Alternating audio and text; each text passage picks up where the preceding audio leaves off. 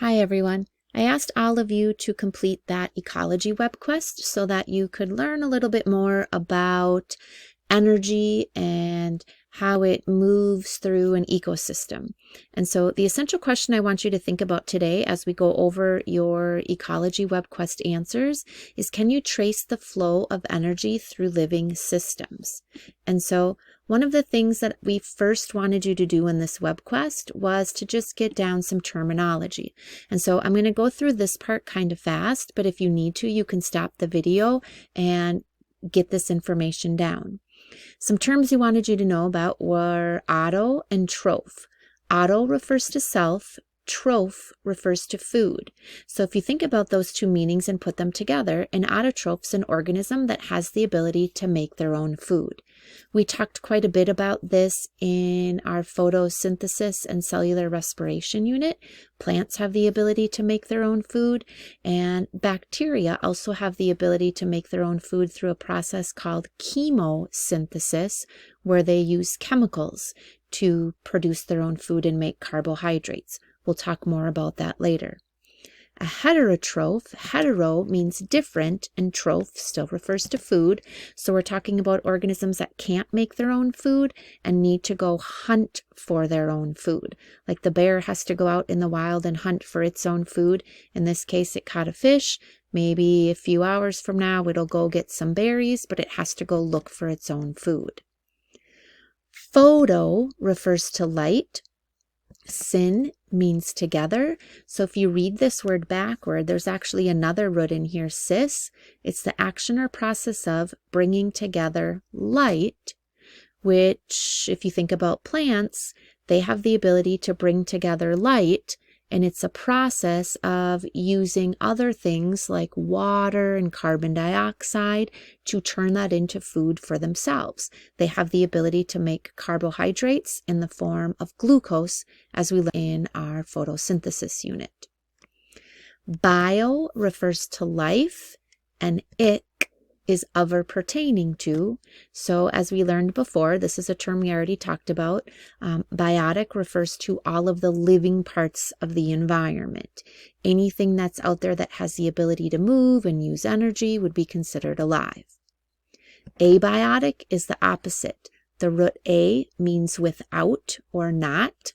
Bio, life, and ic, of or pertaining to. So these are all the non-living parts of the environment. If you look outside, we're talking about the sun and the water and the rain and the wind and the clouds, the soil, the dirt, everything that's out there that is not moving or uses energy would be an example of an abiotic factor. And then, of course, bio and logy makes biology, which is what we've been talking about this entire unit, the study of living things. Trophic is a term we're going to be talking about later today and tomorrow. Troph refers to food, ic, or of or pertaining to.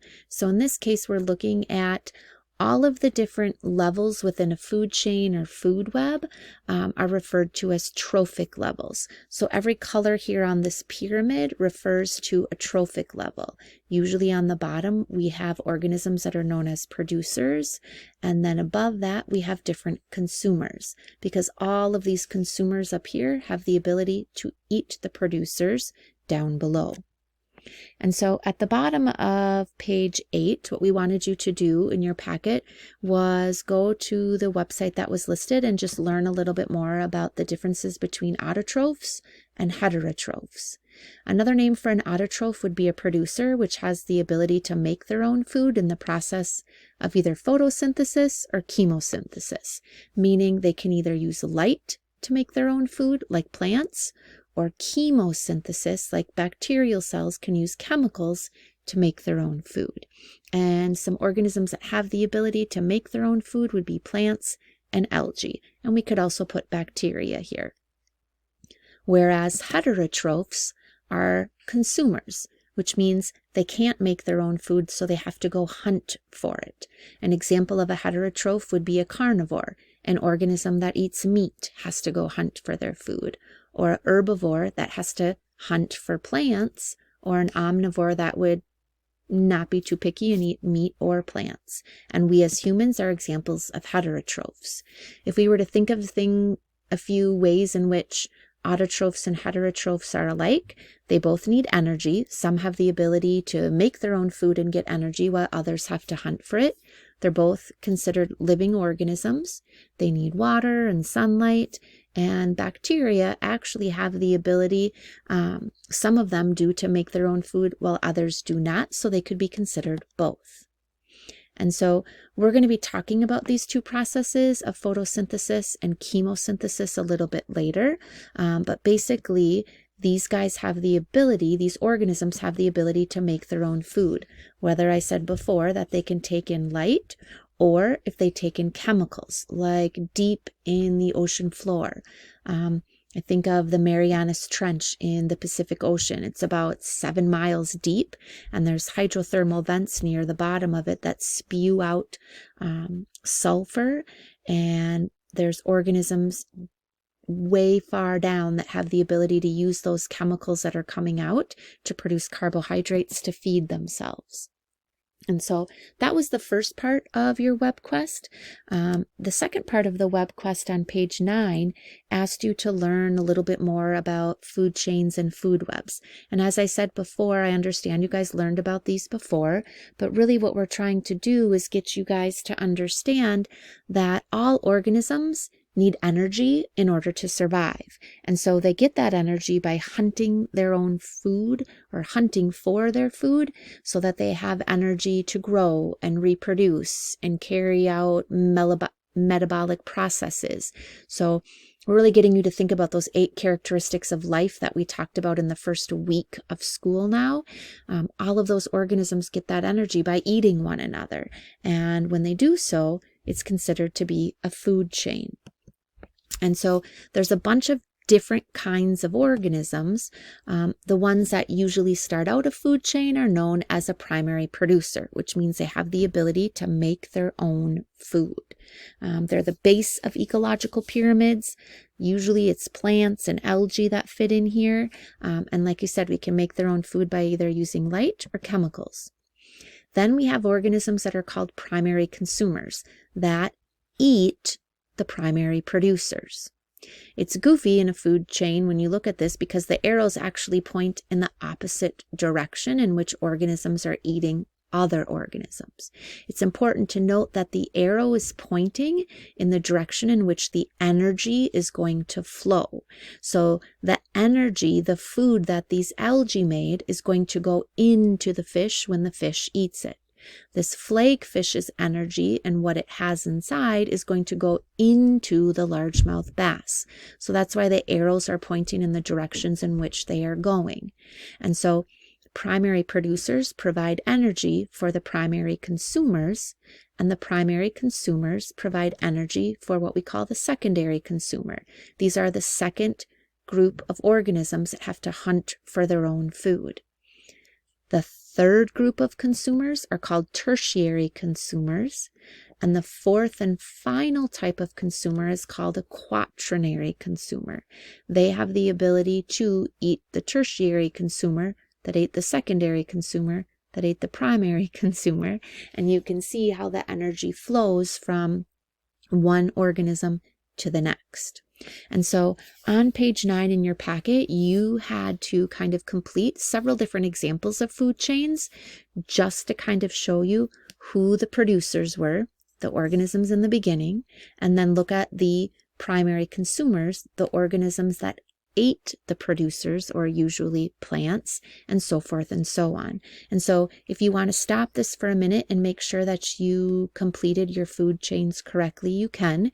Here are the first 2. And then here are the second 2.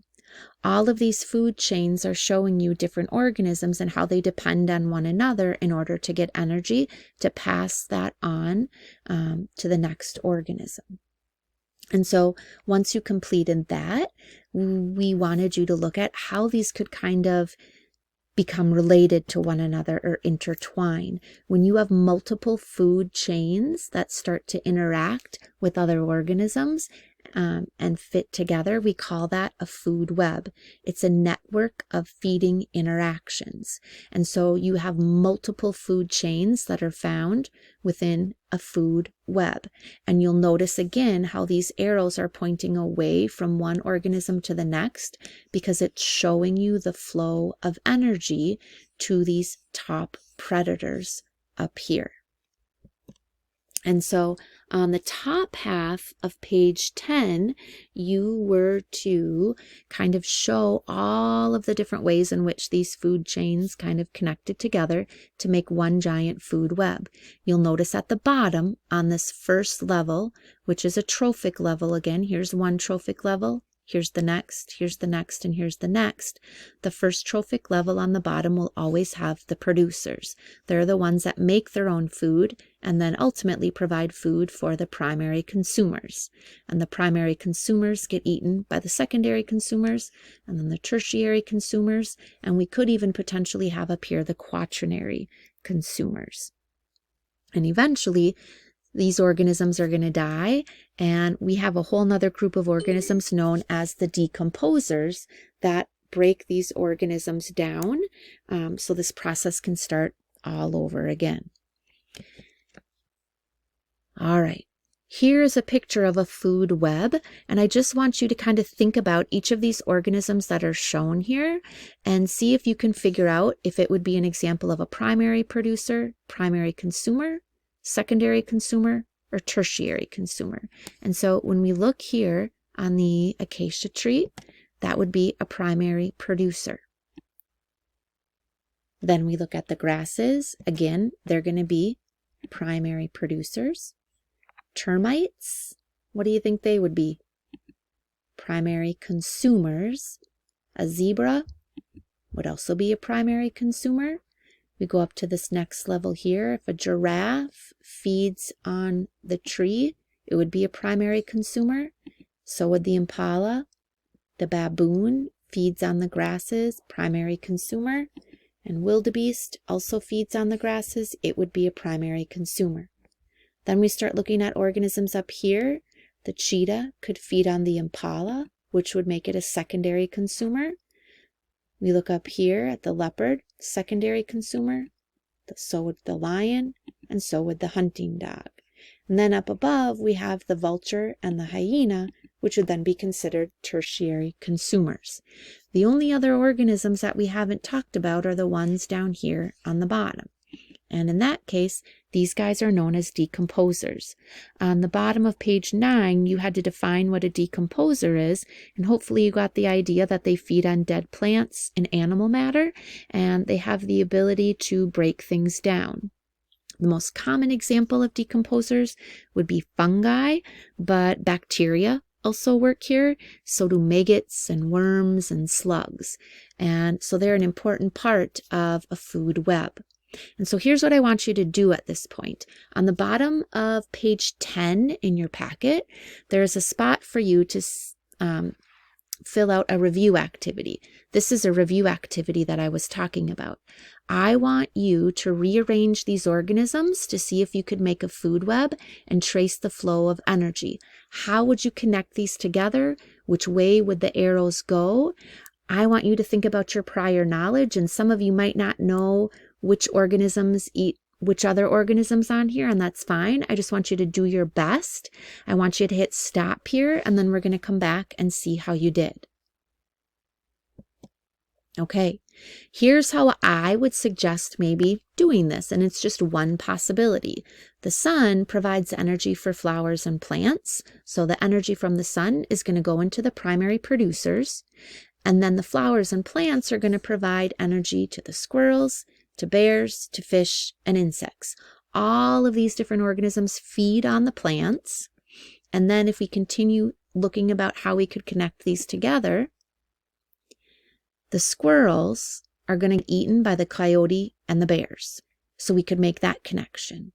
If we also look at some of these other organisms, insects get eaten by the fish, and bear can also eat the fish. So again, remember, we're showing the flow of energy, and then all of these things get broken down by the decomposers. And so hopefully you were able to get through this and had something similar to my idea here.